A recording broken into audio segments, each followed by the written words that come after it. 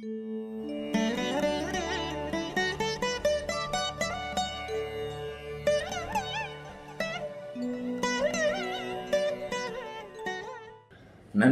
அனைவருக்கும் வணக்கம். எல்லோரும் நன்றாக இருப்பீர்கள்.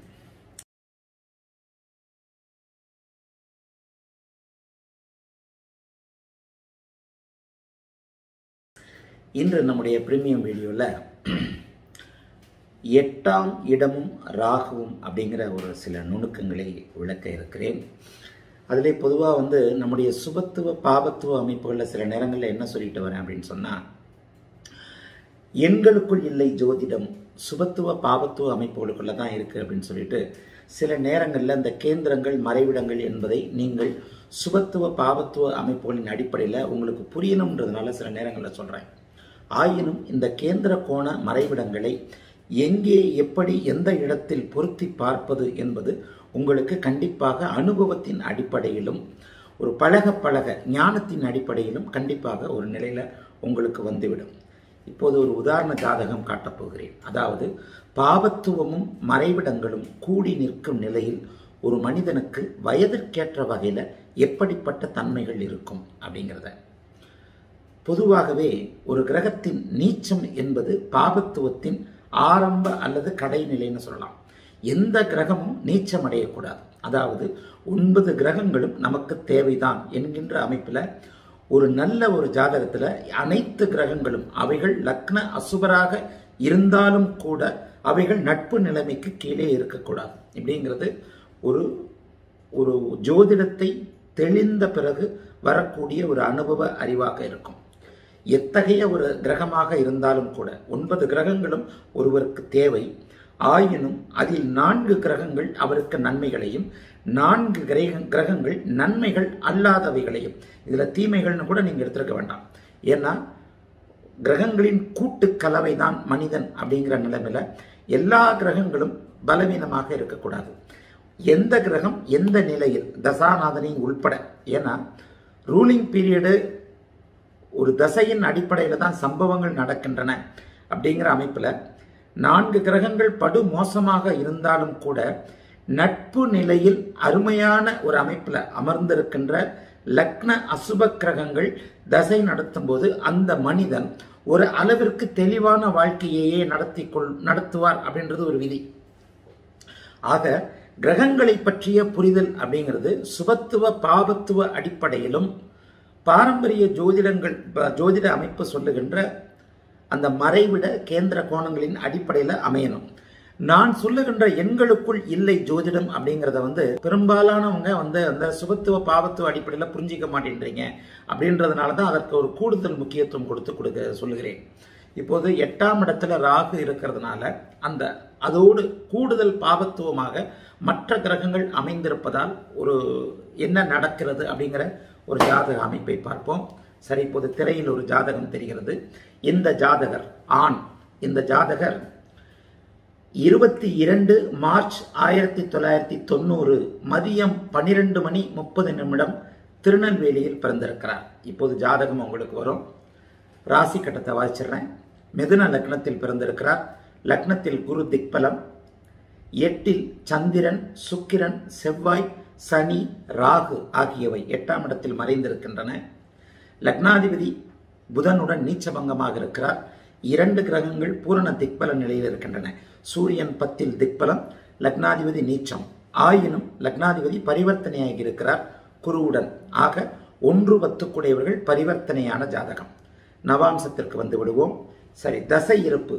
சூரியன் 7 மாதம் மட்டும் மீதம் இருக்கின்ற நிலையில இவர் உத்திராடம் நட்சத்திரத்தில் பிறந்திருக்கிறார். தற்போது இந்த ஜாதகருக்கு ஜன்மச்சனி அமைப்பு நடந்து கொண்டிருக்கிறது.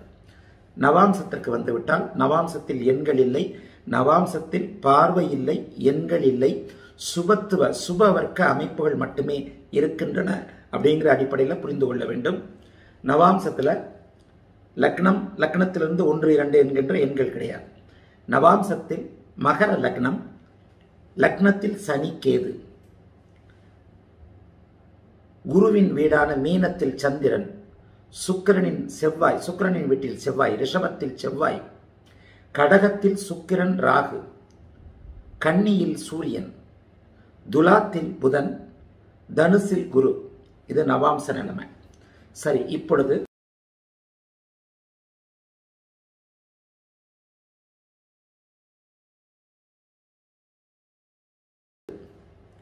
பொதுவாகவே இந்த ஜாதகத்தை ஒரு அனலைஸ்க்காக தான் சொல்றேன். இந்த ஜாதகத்தை பார்த்த உடனேயே நான் ஒரு பலனை சொன்னேன். பொதுவாக உங்களுக்கு நான் சம்பவங்கள் நடந்ததற்கு பிறகு அந்த சம்பவம் ஏன் நடந்தது அப்படிங்கிறதுக்கான ஒரு விஷயத்தை பிறகு நடந்ததற்கு பிறகு காரணம் காட்டுகின்ற வீடியோக்களை மாடல் ஜாதகங்களை நான் உங்களுக்கு கொடுக்கறதில்லை. என்னுடைய ப்ரெடிக்ஷன்ல ஆன்லைன் அப்பாயின்மெண்ட்ல வர்றதோ அல்லது என்னுடைய ப்ரெடிக்ஷன்ல நான் அந்த நபருக்கு இந்த சம்பவங்கள் நடக்கிறது என்பதை நான் ஊகித்து சொன்னதற்கு பிறகு அது சரி என்று சொன்ன ஜாதகங்களை தான் உங்களுக்கு நான் தர்றேன். அது எப்பவுமே ஒரு எதையும் தெளிவாக கொடுக்கக்கூடிய ஒரு ஜோதிடன் நான். ஆகவே இந்த ஜாதகருக்கு இது நடந்து கொண்டிருக்கிறது. இந்த ஜாதகர் இந்த சம்பந்தப்பட்ட இந்த 30 வயதுடைய ஜாதகர் தற்போது இந்த நிலையில் இருக்கிறார் அப்படிங்கிற ப்ரெடிக்ஷனை நான் சொன்னதுக்கு அப்புறம் தான் அவங்க அதை ஆமான்னு சொன்னாங்க. அதற்கப்புறம் அவர்கள் சில கூடுதலான தகவல்களை சொன்னார்கள். சரி, இந்த 30 வயது ஜாதகருக்கு தற்போது ராகு தசை நடந்து கொண்டிருக்கிறது. இந்த ராகு திசையில இப்ப என்ன நடந்துகிட்டு இருக்குன்னு பாத்தீங்கன்னா, ராகு திசையில் ஜன்மச்சனி அமைப்பில் ராகு திசையில் சுக்கிர புக்தி 11/5/2019 முதல் 10/5/2022 வரை இந்த ஜாதகருக்கு தற்போது ராகு திசையில் சுக்கிர புக்தி நடந்து கொண்டிருக்கிறது. ஒரு அளவிற்கு ஜோதிட ஞானம் உள்ள எவரும் ராகு இங்கே ராகு திசை சுக்கிர புக்தியில் ஒரு 30 வயதான வாலிபருக்கு என்ன நடக்கும் என்பதை உங்களால சொல்ல முடியும், ஓரளவுக்கு யூகித்து அறிய முடியும். சரி, அடுத்து மிக மிக முக்கியமாக இந்த ஜாதகர் எத்தகைய டிகிரி அமைப்பில் இருக்கிறார் அப்படின்றத பார்த்துடலாம். ராகு இங்கே 20 டிகிரியில் இருக்கிறார். ராகு 20 டிகிரியில் இருக்க சுக்கிரன் 1 டிகிரி அமைப்பில் 21 டிகிரியில் இணைந்திருக்கிறார். ராகுவிற்கும் சுக்கிரனுக்கும் இடையில் 1 டிகிரி மட்டுமே. அதனை அடுத்து செவ்வாய் 14 டிகிரி. ராகுவிற்குள் செவ்வாய் 8 டிகிரி அமைப்பில் இணைந்திருக்கிறார். சுக்கிரனும் செவ்வாயும் ராகுவும் மூவரும் தலா 8 டிகிரிக்குள் இணைந்திருக்கிறார்கள் என்பது மிக மிக முக்கியமானது. இந்த ஜாதகத்தை போடுகின்ற சில காரணங்களையும் அடுத்த இந்த டிகிரி கணக்குகளையும் சில நுணுக்கங்களை சொல்லுகிறேன். என்னுடைய அறிவிற்கு என்னுடைய அனுபவத்தில் நான் ஊகித்தறிந்த எனக்கு பரம்பொருளால் தெரிய அனுமதிக்கப்பட்ட சில விஷயங்களை இப்ப இந்த ஜாதகத்துல ஒட்டுமொத்த அமைப்பும் இருக்கிறதுனால பகிர்ந்து கொள்ள போகிறேன். சரி, இந்த அமைப்புல சுக்கிரன் 1 டிகிரியில் இணைந்திருக்க செவ்வாய் 8 டிகிரியில் இணைந்திருக்கிறார். சந்திரன் அமாவாசையை நோக்கி போய்கொண்டிருக்கின்ற நிலைமையில அஷ்டமி நவமி திதியை தாண்டி விட்டார். அஷ்டமி நவமி திதியை தாண்டி விட்டு பாதி அளவிற்கு வந்துவிட்டு அங்கே தசமி திதிக்கு கிட்ட வந்துட்ட நிலைமையில உத்திராடம் நட்சத்திரத்துல 8 டிகிரியில் இருக்கிறார். அந்த இருள் சந்திரனும் ராகுவோடு 12 டிகிரிக்குள் இருக்கின்றார். நான் அடிக்கடி 8, 13, 22 ஆகிய அந்த இணைவுகளை சொல்வதை என்னை படிப்பவர்களும் என்னுடைய வீடியோக்களை பார்க்கிறவங்களும் பிரீமியம் வீடியோ நேயர்களும் புரிந்து கொள்வீர்கள். ஆக சந்திரனும் கிட்டத்தட்ட 12 டிகிரிக்குள் இணைந்திருக்கிறார். சனி மட்டும் 0 டிகிரியில ராகுவை விட்டு 20 டிகிரி விலகி இருக்கிறார். ராகுவையும் சுக்கிரனையும் விட்டுட்டு சனி மட்டும் 20 டிகிரி, செவ்வாயுடன் 14 டிகிரி சனி விலகி இருக்கிறார். ஆக சனி ஆரம்பத்தில் அப்போதுதான் மகரத்திற்குள் உள்ளே நுழைந்திருக்கிறார். ஆக சனி 0 டிகிரி, ராகு 20 டிகிரி, சுக்கிரன் 21 டிகிரி, செவ்வாய் 14 டிகிரி, சந்திரன் 8 டிகிரி என இந்த இடத்தில் இந்த மகரத்தில் இந்த கூட்டு இந்த இணைவு நிகழ்ந்திருக்கிறது. சரி, இங்கே 8ஆம் பாவகம். 8ஆம் பாவகத்தில் இணைந்திருக்கின்ற இருள் சந்திரனோடு சனியோடு செவ்வாயோடு இணைந்து சுக்கிரனை 1 டிகிரி பீடித்திருக்கின்ற ராகுவின் தசை தற்போது இந்த ஜாதகருக்கு நடந்து கொண்டிருக்கிறது. நான் எடுத்த உடனேயே இந்த ஜாதகத்தை கேட்டவரிடம், இவர் தனது ஜாதகத்தை கேட்கல, இவருடைய உறவினர் ஒருவர் எனக்கு இந்த ஜாதகத்துல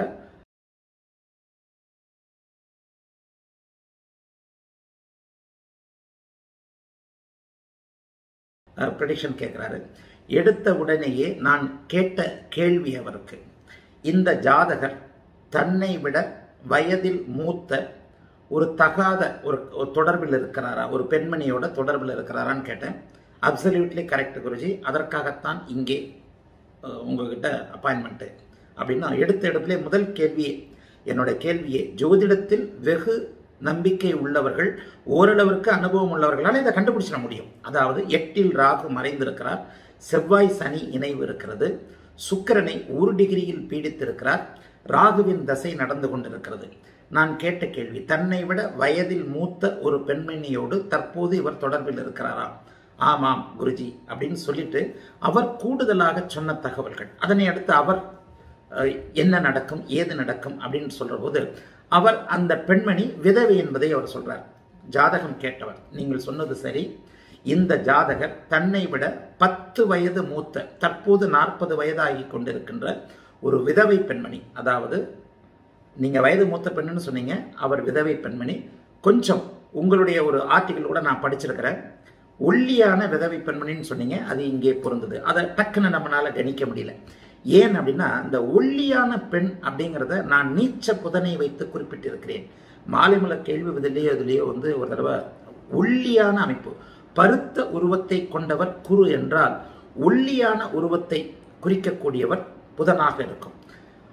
அதற்கப்புறம் கேள்வி கேட்டவருடைய, இந்த ஜாதகரை பற்றிய விளக்கம் கேட்டவர்கிட்ட இருந்து கிட்டத்தட்ட 2000 ராகு தசை புதன் புக்தியில இவருக்கு, அதாவது கடந்த 2016ஆம் ஆண்டு முதல் ராகு தசை புதன் புக்தி நடக்கும் பொழுது 2016ஆம் ஆண்டு இவருக்கு ஒரு ஒல்லியான, தன்னை விட 10 வயதில் மூத்த ஒரு விதவை பெண்மணியுடன் ஒரு தகாத உறவு ஒன்று ஏற்பட்டு தற்போது வரை அது நீடித்து கொண்டிருக்கிறது. சரி, இப்போது விஷயத்துக்கு வந்துட்டோம். ஏன் இது நடந்தது? இதுல உள்ள ஒரு சில நுணுக்கங்கள். 20 டிகிரி விதவை பெண்மணி அப்படிங்கிறத சனி குறிப்பார். அதிக வயதில் மூத்த பெண்மணி என்பதை செவ்வாயும் சனியும் குறிக்கும்.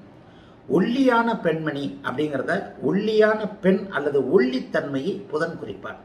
ஒரு கிரகங்களின் கூட்டு கலவை என்பது எத்தகைய நிலையில இருக்கு அப்படிங்கிறதுல ஒரு சில விஷயங்களை நான் இங்க சொல்லணும். சரி, டிகிரி கணக்கில் ஒரு மிக முக்கியமான ஒரு நுணுக்கத்தை இன்றைக்கு உங்களிடம் நான் பகிர்ந்து கொள்ள போகிறேன். டிகிரி கணக்கில் நான் எப்படி ப்ரெடிக்ஷன் பண்றேன் எப்படி அப்படின்னு சொல்லிட்டு, அதாவது வேகமாக நகரும் கோல், சிறிய கோல், பெரிய கோல் அப்படிங்கிற அடிப்படையில் நான் சில வித்தியாசங்களை டிகிரி அமைப்புகளில் உணர்ந்திருக்கிறேன். அதாவது இந்த இடத்தில் ராகு ஒரு மாறுபாடான கூட்டு கலவையான கிரகங்களுடன் இணைந்திருக்கிறார். எப்படி இணைந்திருக்கிறார்னா, 2.25 நாட்களில் ராசியை தாண்டக்கூடிய சந்திரனுடனும் 2.25 வருடத்தில் ராசியை தாண்டக்கூடிய சனியுடனும் 45 நாட்களில் ஒரு ராசியை தாண்டக்கூடிய செவ்வாயுடனும் 20 முதல் 30 நாட்களுக்குள்ள 28 நாட்களுக்குள்ள 20 முதல் 30 நாட்களுக்குள் ராசியை தாண்டக்கூடிய சுக்கிரனோடு ராகு இணைந்திருக்கிறார். இங்கே மிக முக்கியமான ஒன்றை குறிப்பிடுகிறேன். என்னுடைய நீண்டகால அனுபவத்தின் அடிப்படையில் வரக்கூடிய சில ப்ரெடிக்ஷன் அமைப்புகளில் எப்படி ஒரு தன்னை விட வயதில் மூத்த பெண்மணியுடன் இவர் தொடர்பில் இருக்கிறார் என்று நான் கேட்டதற்கான அர்த்த அமைப்புகள். அதாவது சில நேரங்களில் 22 டிகிரிக்கு அப்பால் இருக்கின்ற கிரகங்கள் ராகுவோடு இணையவில்லை என்பதை அடிக்கடி சொல்லி வர்றேன். 22 டிகிரிக்கு அப்பால் இருக்கின்ற கிரகங்கள் ராகு. இங்கே சனி 20 டிகிரியில் இருக்கிறார். ஒரு சந்திரன், வேகமாக நகருகின்ற கிரகமான சந்திரன் 22 டிகிரிக்கு அப்பால் இருக்கிறதுலையும், மெதுவாக நகரும் கிரகமான சனி 22 டிகிரிக்கு அப்பால் இருக்கிறதுலே நிறைய வித்தியாசங்கள் இருக்கிறது. இங்கே சனி 1 டிகிரிக்குள் இணைந்திருந்தால் ராகுவின் பாவத்துவம் கூடுதலாக இருக்கும். அதாவது அளவில் பெரிய கோள், அளவில் சிறிய கோள், தூரத்தில் இருக்கின்ற கோள், இந்த அமைப்புகளையும் பார்க்க வேண்டும் என்பதற்காகத்தான் இந்த வீடியோவை போடுறேன். பொதுவாகவே இந்த விஷயங்கள் எல்லாம் ஆன்லைன் வகுப்புகளில் தான் இதை போட்டு சார்ட் போட்டு சொல்லணும்னு நினைச்சேன். ஆன்லைன் வகுப்புகள் தள்ளிக்கொண்டே போகிறது. இப்போ ஒரு உடல் இந்த அமைப்பில், உடம்பு அமைப்பில் கூட ஒரு வாரமாக ரெஸ்ட் எடுக்க வேண்டியிருந்ததுனால தான் இந்த வீடியோக்குள்ள கூட போட முடியல. ஒரு வாரமாக மருத்துவர் கொஞ்சம் ஓய்வு எடுத்துக்கங்க அப்படின்னு சொன்னதுனால பிரீமியம் வீடியோக்கள் கூட போட முடியாமல் போயிடுச்சு. ஆயினும் இந்த ஒரு வார கேப்பில் போட முடியாத வீடியோக்களை தினசரியாக போட்டு சமன் செய்து விடலாம். சரி, இங்கே நான் குறிப்பிட விரும்புவது உங்களுடைய மூளையை தூண்டி விடுறதுக்கான அமைப்புகள். இதெல்லாம் ஆன்லைன் வகுப்புகளில் கொஞ்சம் விளக்கி சொல்லுகிறேன். சம்பவ அமைப்புகளோடு, நான் அறிந்த ஜாதகங்களோடு, ஒவ்வொரு டிகிரிக்கும் உள்ள வித்தியாசங்கள். இந்த பாவக முனைகள்ன்றதை அடிக்கடி நிறைய பேர் கேட்குறீங்க. பாவக முனையை நீங்கள் குறிப்பிடுறீங்களே எப்படின்றதுக்கும் இந்த அமைப்புகளுக்கும் தொடர்பு இருக்கிறது. அதாவது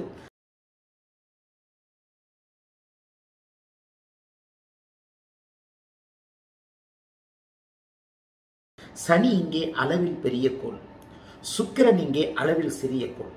ஒரு அளவில் பெரிய கோள், மிக தூரத்தில் இருக்கின்ற கோள் 20 டிகிரிக்குள் ராகுவுடன் இணைந்திருப்பதற்கும் நான் அறிந்த வித்தியாசங்கள், ஒரு நம்மை போன்ற பூமியை போன்ற அளவுக்கு சரியான அளவுள்ள ஒரு கோளான செவ்வாய் சில டிகிரி வித்தியாசங்களுக்குள் இணைந்திருப்பதற்கும் சில வித்தியாசங்களை நான் உணர்ந்திருக்கிறேன். அந்த அமைப்புல சனியின் 20 டிகிரி அமைப்பு கூடுதலாகவே கண்டிப்பாக ஒரு 13 டிகிரிக்கும் 20 டிகிரிக்கும் பெரிய அளவுகள் இல்லாமல், சற்று கொஞ்சம் இந்த வீடியோ கொஞ்சம் குழப்பமாக இருக்கும், ஒரு அளவிற்கு அஃபிஷியலாக இருக்கிறவங்களுக்கு கூட கொஞ்சம் குழப்பமாக இருக்கும். அதனால் திரும்ப திரும்ப பார்க்கறது கொஞ்சம் நான் என்ன சொல்ல வருகிறேன் அப்படிங்கிறத உங்களுக்கு புரிய வைக்கும்.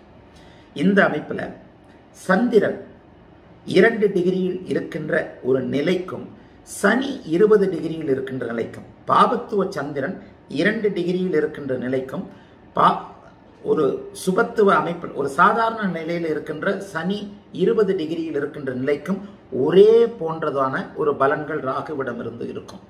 இன்னொன்றும் கூடுதலாக நான் ஏற்கனவே தெரிந்த விஷயத்தையும் சொல்லிடுறேன்.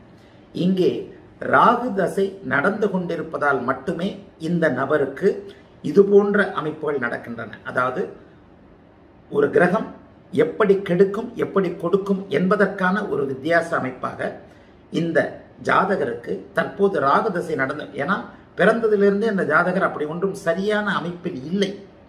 ஏன் அப்படின்னா சந்திர தசையில் பிறந்திருக்கு, சூரிய தசையுடைய இறுதியில் பிறந்திருக்கிறார். சந்திரன் பாபத்துவ சந்திரன், ராகுவோடு தேய்பிரையில செவ்வாய் சனியோடு இணைந்த சந்திரன். ஆக 10 வயது வரை அவர் அப்படி ஒன்றும் நன்றாக இல்லை. அதுவும் அந்த சந்திரன் 8ஆம் இடத்திலேயே இருக்கிறார். 8இல் மறைகின்ற ஒரு அமைப்பு பாவத்துவ அமைப்பு. இந்த 8ஆம் இடத்தையும் பார்க்க வேண்டும் என்பதற்காக இந்த அமைப்பை சொல்றேன்.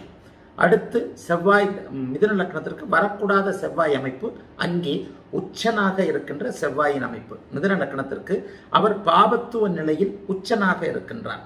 இந்த அமைப்பு மிதுன லக்னத்திற்கு வரக்கூடாத அமைப்பு. ஆக 17 வயது வரை, ஏறத்தாழ 18 வயது வரை, டீனேஜ் வரைக்குமே இவருடைய வாழ்க்கை அமைப்புகள் நன்றாக இல்லை. அதனை அடுத்து 18 வயது முதல் ராகுதசை நடந்து இப்போது நடைபெற்றுக் கொண்டிருக்கிறது. இந்த அமைப்புல ராகு சுக்கிரனோடு இங்கே ஒரே ஒரு அமைப்புனா இந்த இவர்கள் அனைவரையுமே கொஞ்சம் ஒளி காட்டக்கூடியவர் சுக்கிரன் மட்டும்தான். அவர் ராகுவோடு சேர்ந்து ஒரே டிகிரியில் இருக்கிறாரு. இங்கே ராகு தசை மட்டும் நடக்காமல் இருந்திருந்தால் இவருக்கு இந்த அமைப்பு இல்லை. அதே நேரத்தில் சுக்கிர தசை இவருக்கு இப்ப ஒரு பலனில் உள்ள 2 விஷயங்கள் என்னன்னா, சுக்கிர தசை இவருக்கு நடந்தால் பெண் என்றால் என்னவென்றே தெரியாத நிலை இருக்கும். இந்த ஒரு மைனூட்டான வித்தியாசத்தை மட்டும்தான் நீங்க புரிஞ்சுக்கணுன்றதுக்காகவும், இதனை அடுத்து வேறு சில விஷயங்களுக்காகவும் இந்த வீடியோவை இப்ப நான் இந்த உதாரண ஜாதகத்தை இப்போது நான் உங்களுக்கு காட்டுகிறேன். அதாவது சுக்கிரனின் ஆதிபத்தியங்களை, சுக்கிரனுடைய காரகத்துவங்களை அனைத்தையும் ராகு பறித்து கொண்டு தன்னுடைய தசையில் தன் தசை வந்தால் மட்டுமே செய்வார். ராகு தசை வரலன்னா இவருக்கு தாம்பத்திய சுகமே இல்லை. சுக்கிரதசை நடந்தாலும் தாம்பத்திய சுகம் சுத்தமா இல்லை. சுக்கிரதசை நடக்கும்போது இவருக்கு அந்த ஏதேனும் ஒரு குறிப்பிட்ட சுபத்துவ அந்தரத்துல, இது போன்ற ஒரு வீடியோவை பொது வீடியோவாக ஏற்கனவே ஒன்று போட்டிருக்கிறோம். ஏதேனும் ஒரு நிலையில மட்டும் ஏதாவது தாம்பத்திய சுகம் என்கின்ற அமைப்புல எதையாவது காட்டி அதற்கு பிறகும் 8ஆம் இடத்தின் வில்லங்கங்களை கொடுக்கக்கூடிய கிரக அமைப்பில் தான் இருக்கும். ஏன்னா இங்கே 6ஆம் அதிபதி 8இல் உச்சமாக இருக்கிறார். ஆக இந்த அமைப்பில் சுக்கிர தசை நடந்தால் இந்த ஜாதகருக்கு பெண் சுகம் என்பதே இருந்திருக்காது. ஏனென்றால் சுக்கிரன் முழுவதுமாக ராகுவால் பீடிக்கப்பட்டிருக்கிறார். அதே நேரத்தில் சுக்கிரனை முழுக்க தன் வசம் இழுத்து கொண்ட ராகு சுக்கிரனுடைய தன்மையை செவ்வாய் சனி சந்திரனுடைய கலப்பின் அமைப்புல அவருக்கு ராகு தசை புதன் புக்தியிலிருந்து கொடுத்து கொண்டிருக்கிறார். லக்னாதிபதி பரிவர்த்தனை ஆன அமைப்பின் காரணமாக ராகு தசை புதன் புக்தியில் ஒரு ஒல்லியான விதவை பெண்மணியின் நட்பு, தகாத நட்பு இந்த ஜாதகருக்கு கிடைத்திருக்கிறது. சரி, இன்னும் ஒன்று அடிக்கடி சொல்றேன் இல்லையா, லக்னாதிபதி நீச்சமானாலே வாழ்க்கையின் பிற்பகுதியில் தான் நல்ல பலன்கள் இருக்கும். உடல் உறவிற்கு காரணமான பாவகம், முக்கிய பாவகம் 7, அதனை அடுத்து 3, அதனை அடுத்து 12, 7, 3, 12. இங்கே 7ஆம் அதிபதி 7ஆம் வீட்டை பார்க்கின்ற ஒரு காரணத்தினால் பெண்ணின் உறவு கிடைத்தே ஆக வேண்டும் என்கின்ற நிலை இவருக்கு வருகிறது. சரி, இப்போது இந்த உறவு விட்டை விடுவாரா, இந்த உறவை விட்டுருவாரா அப்படின்னு பார்த்தீங்கன்னா, ஏன்னா கேள்வி அப்படித்தானே வரும். அப்பாயின்மெண்ட் ஒரு ஜோதிடத்தை என்ன வர்றாங்க, இவர் இந்த நிலையில் இருக்கிறார், தற்போது ஜன்மச்சனி நடந்து கொண்டிருக்கிறது, மிக முக்கியமான ஒரு அசிங்கம் கேவலம் அனைத்தும் இந்த ஜாதகருக்கு நடந்து கொண்டிருக்கிறது. ஒரு பெண்ணின் தகாத உறவினால் 40 வயது மதிக்கத்தக்க பெண் கூட இவர் வாழ்ந்து கொண்டிருக்கிறார்.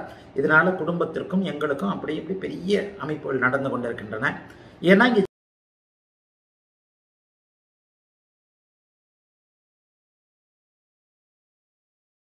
ஜென்மச்சனி உத்திராடம் நட்சத்திரத்தில் சனி போயிருக்கிறார் 2020 இருந்து.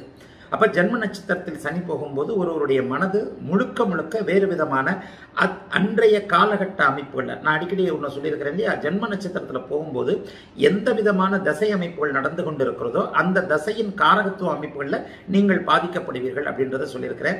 இங்கே ராகு தசை நடந்து கொண்டிருக்கிறது. ராகு மிக நெருக்கமாக சுக்கிரனோடு இருக்கிறார், சனியின் வீட்டில் இருக்கிறார். அப்ப சனி செவ்வாய் அமைப்புகளில் கூடுதலாக சனி 20 டிகிரி விலகி இருக்கிறார் என்பதையும் பார்த்து கொண்டு இங்கே தான் மிக நெருக்கமாக இணைந்த சுக்கிரனின் தன்மையில் பெண்ணின் விஷயத்துல ஒரு அசிங்கம் கேவலத்தை அங்கே ஜென்மச்சனி கொடுக்கிறது. ப்ரெடிக்ஷன் சரி, இவர் விட்டுருவாரா விட்டுற மாட்டாரா? அதாவது அடுத்து குருதசை வருகிறது. மேம்போக்காக தெரியும் பொழுது 7ஆம் பாவகம் வலிமையாக இருக்கிறது. அதாவது 7ஆம் பாவகாதிபதி சுபராகி லக்னத்திலேயே அமர்ந்து திக்பலமாக அமர்ந்து 7ஆம் பாவகத்தை இது பண்றார். இன்னும் கிட்டத்தட்ட ஒரு 4 வருடங்களுக்கு பிறகு குருதசை வருகிறது. இவருடைய 34 வயதிற்கு பிறகு குருதசை வருகிறது. மேம்போக்காக பார்க்கும் பொழுது சில அழுத்தமான ப்ரெடிக்ஷன்ல அவர் அந்த தொடர்பை ராகுதசையோடு விட்டு விடுவார் என்பது போன்ற ஒரு தோற்றம் இருந்தாலும் கூட இங்கே அடுத்த லக்னாதிபதியின் வலு பார்க்கப்பட வேண்டும். லக்னாதிபதி நீச்சமாக இருக்கிறார். பரிவர்த்தனை அமைப்பின் காரணமாக மட்டுமே அவர் ஓரளவிற்கு நீச்ச பங்கத்தை அடைந்திருக்கிறார். மற்றபடி நேரடியான சந்திர கேந்திரத்திலோ அல்லது வேறு வகையில் உச்ச தொடர்புகளோ எந்த விதமான சுபத்துவ அமைப்புகளும் லக்னாதிபதிக்கு இல்லை. லக்னாதிபதி வலுவிழந்தால் அடுத்து பார்க்கப்பட வேண்டியது நிச்சயமாக ராசி அமைப்புகள். அடுத்ததான இணை அமைப்பான ராசி அமைப்பு பார்க்கப்பட வேண்டும். அந்த நபர் லக்னாதிபதி வலுவிழந்தார், நேரடியான நீச்ச பங்கம் இல்லை. அதாவது நீச்ச பங்கம் என்பதில் நான் அடிக்கடி சொல்வதைப் போல ஒரு 10-12 விதிகளில் 5-6 விதிகள் அதிகமாக பொருந்தி வரும்போதுதான் அந்த கிரகம் அதிகமான பலத்தை அடையும். உச்சனோடு இருந்திருக்கும் போது நீச்சபங்க ராஜயோகம் என்பதை அடைந்து முழுக்க முழுக்க நீச்ச நிலை இதாகும். லக்னாதிபதி கிரகத்தின் நீச்ச நிலை எந்த ஒரு கிரகத்தின் நீச்ச நிலையும் மிக இதாக பார்க்கப்பட வேண்டும். இங்கே ராசியும் இருளடைந்திருக்கிறது. ராசி சந்திரன் அமாவாசை நிலையை போய்கொண்டு 10வது நாள் தசமி திதி, இன்னும் ஒரு 4 நாள் அமாவாசையாக போறார். 4 நாட்களில் அமாவாசையாக போகின்ற சந்திரன் செவ்வாய் சனி ராகுவோடு ஏறத்தாழ 8-10 டிகிரிக்குள் இணைந்திருக்க ராசியும் பலவீனமாகி லக்னாதிபதியும் பலவீனமான நிலையில் அடுத்து நடக்கப் போகின்ற குரு தசையின், அதாவது 7ஆம் அதிபதி 7ஆம் வீட்டை குறிக்கக்கூடிய உறவு ஸ்தானத்தை குறிக்கக்கூடிய மனைவியை குறிக்கக்கூடிய 7ஆம் வீட்டின் அதிபதி 7ஆம் வீட்டையே பார்த்திருக்கின்ற நிலையில மிக பெரும்பாலான புக்திநாதர்கள் தசாநாதனுக்கு 8இல் கூடியிருக்கிறார்கள். ஆகவே இந்த தொடர்பை இந்த ஜாதகர் விடமாட்டார். மேம்போக்காக சில நிலைகள்ல 7ஆம் பாவகம் வலுத்திருக்கின்ற நிலையில இந்த ஜாதகர் குருதசையில் அந்த தொடர்பை விட்டு விடுவார் என்று தெரிவது போன்ற ஒரு தோற்றம் இருந்தாலும் மிக நுணுக்கமாக உள்ளுக்குள் சென்று பார்க்கும் பொழுது அனைத்து புக்திகளும் மிகப்பெரிய புக்திகள் சஷ்டாஷ்டகமாக வந்திருக்கின்ற நிலைமையில சுக்கிரன் பாதிக்கப்பட்டிருக்கின்ற ஒரு அமைப்புல குருதசையில் இந்த நட்பு, இந்த தகாத அமைப்பு, தன்னை விட 10 வயது மூத்த விதவை பெண்ணோடு இருக்கின்ற ஒரு நட்பு நிச்சயமாக நீடிக்கவே செய்யும் அப்படிங்கறதான் விதி. இதுல என்னால் முடிந்த அளவிற்கு இங்கே அந்த பாவக டிகிரி தொடர்புகளை விளக்கி இருக்கிறேன். இதுல ஏதாவது புரியலன்னா நீங்க போடுங்க கீழே, மறுபடியும் வேறு விதமான ஜாதகங்கள்ல இதை சொல்லுகிறேன். 8ஆம் இடமும் பார்க்கப்பட வேண்டும். அதாவது சில நேரங்களில் சொல்றேன், பாபத்துவ சுபத்துவம் ஹை லெவல்னு சொன்னா கூட அது எந்த இடத்தில் அமைந்திருக்கிறது அப்படிங்கிறதை பொருத்தம் கேந்திர கோணங்கள் 6, 8, 12 மறைவு பாவங்கள் என்பதை நீங்கள் உணர வேண்டும் என்பதற்காக இந்த ஒரு வித்தியாசமான ஜாதகத்தை இன்றைக்கு விளக்கி இருக்கிறேன். நீங்க அடுத்து கொடுக்குற கமெண்ட்டை வச்சு வேறொரு ஜாதகத்தை இது போன்ற ஒரு நல்ல அமைப்புகளை விளக்கி சொல்லலாம். வாழ்த்துக்கள். எல்லோரும் நன்றாக இருப்பீர்கள்.